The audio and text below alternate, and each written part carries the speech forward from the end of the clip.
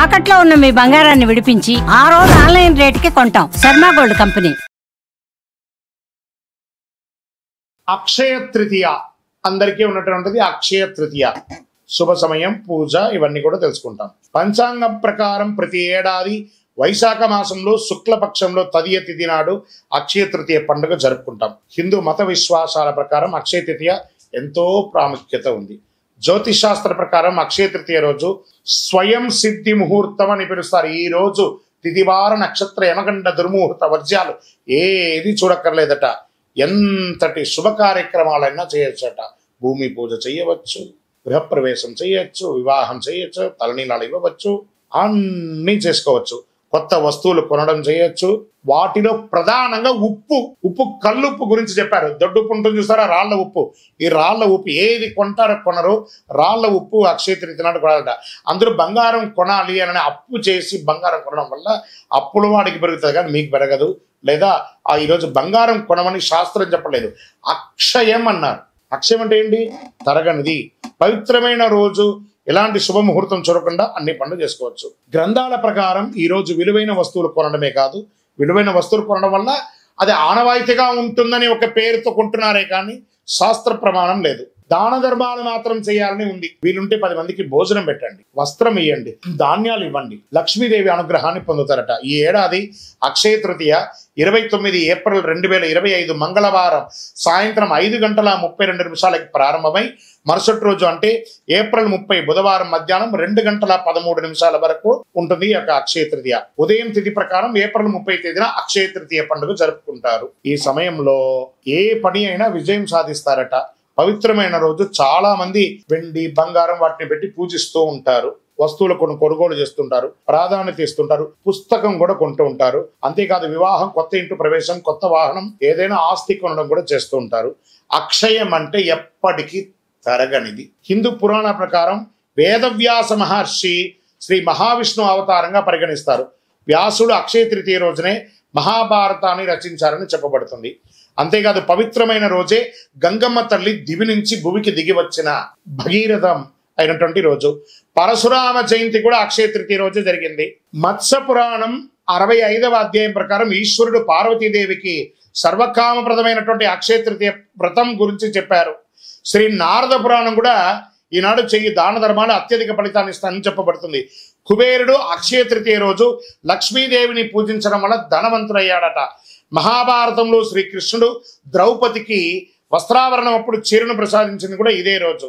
ఇంత అద్భుతమైనటువంటి రోజు ఖరీదైన వస్తువులు, బంగారు ఆభరణాలు, తమ సంపద, శ్రేయస్సు అన్ని కూడాను భగవంతుని ముందర పెట్టి పూజ చేస్తారు. అక్షయ తృతీయ వంటి పవిత్రమైన రోజు లక్ష్మీదేవిని పూజించడం ఎలా అంటే, ఒక మంచి రాగి చెంబు తీసుకోండి, కల్లుప్పు ఉంటుంది కదా, తమలపాకు వేసి ఆ కల్లుప్పు తమలపాకు మీద వేయండి, రాగి చెంబు దాంట్లో పెట్టండి.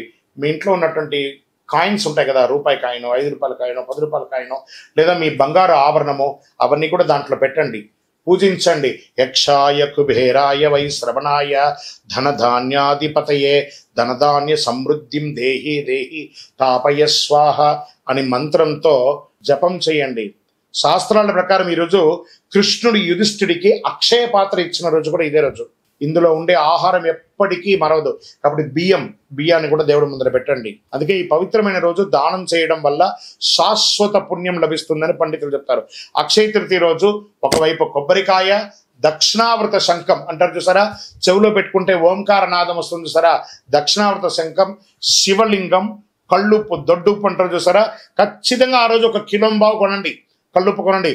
కొన్ని చోట్ల దొరకదు, వెతకండి, తీసుకొచ్చి కొనండి. ఆ రోజు ఇంటికి తీసుకురావడాన్ని గట్టిగా చెయ్యండి. దాని పూజ ఎలా చేయొచ్చు? అక్షయ తృతీయ రోజు తెల్లవారుజామున అంటే సూర్యోదయానికి ముందు లేచి గడప కడిగి పసుపు ఆరం రాసి స్నానాధికాలు చేసి ఉతికిన బట్టలు ధరించి పసుపు రంగు వస్త్రాలు ధరించండి. మంచి ఫలితాలు పొందారు. పూజ చేసే చోట ఒక వస్త్రం ఏర్పాటు చేయండి. అనంతరం విష్ణు విగ్రహాన్ని, లక్ష్మీదేవి విగ్రహాన్ని ప్రార్థన చేయండి, నీటితో శుద్ధి చేయండి. పూజ చేసే సమయంలో తులసి ఆకులు, బిల్వ ఆకులు పెట్టి పూజించండి. పండ్లు, పువ్వులు వగరాలు పెట్టండి.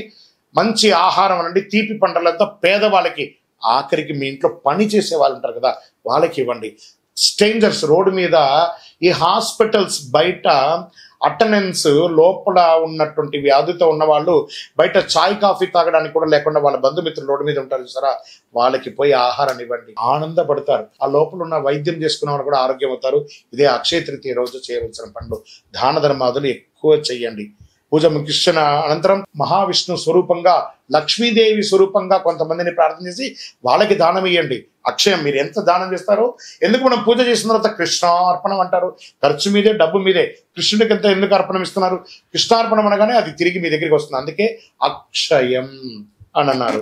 ఉప్పు అక్షయ తృతీయ రోజు ఎందుకు కొనాలో, అక్షయ తృతీయ రోజు ఉప్పు కొని దానం చేయడం వల్ల జీవితంలో అన్ని కష్టాలు తొలగుతాయి, దరిద్రం తీరుతుంది, నవగ్రహ దోషం తొలగుతుంది, అలాగే అన్ని సమస్యల నుంచి ఉపశమనం పొందుతారు. భార్య భర్తల మధ్య సఖ్యత లోపం అది తొలగుతుంది. అక్షయ తృతీయ రోజు ఉప్పు దానం చేయడం వల్ల పూర్వీకుల ఆశీస్సులు పొందుతారు. అక్షయ తృతీయ రోజు ఉప్పు కొనడం వల్ల సాధారణ రాతి బాగా తెల్లగా ఉన్నటువంటిది అక్షయ తృతీయ రోజు రాతి ఉప్పు కొనడం వల్ల లక్ష్మీదేవి ప్రసన్నమవుతుంది. చూడండి, వంట అంతా చేస్తామండి, ఒక చుక్క అందులో ఉప్పు లేకపోతే ఎలా ఉంటుంది? అద్భుతమైన వంటే కదా. అదే లక్ష్మీదేవి. లక్ష్మీదేవి మోతాదుకి మించకూడదు, మోతాదు తగ్గకూడదు. అందుకే లక్ష్మీదేవి అందులో కూర్చున్నది. అక్షయ తృతీయ రోజు కొన్న ఉప్పును ఇంటిలో నీళ్ళలో ఒక చుక్క వేసి ఇల్లంతా తొడవండి. నెగిటివ్ వైబ్స్ పోతుంది. చిన్న పిల్లలు ఉన్న రూమ్ లో ఒక గ్లాస్ లో పెట్టండి. మీ బాత్రూమ్స్ లో కూడా ఒక గ్లాస్ లో పెట్టండి. మీరు సంపాదించే ప్రతి డబ్బుని ఒక మట్టి మూకుడులో ఉప్పు వేసి అందులో ఆ రోజు డబ్బుని అలా పెట్టి మరుసటి రోజు బీరువాలో పెట్టండి. చాలా నిలవ ఉంటుంది. ప్రయత్నం చేసి చూడండి. ఇలా ఎన్నో చెప్పుకుంటూ పోవచ్చు. అక్షయ తృతీయ రోజు, అక్షయ తృతీయ రోజు మీ మనసుకి ఏది నచ్చితే అలా చేయండి. ఆరోగ్యంగా ఉండి సంతోషంగా ఉండి.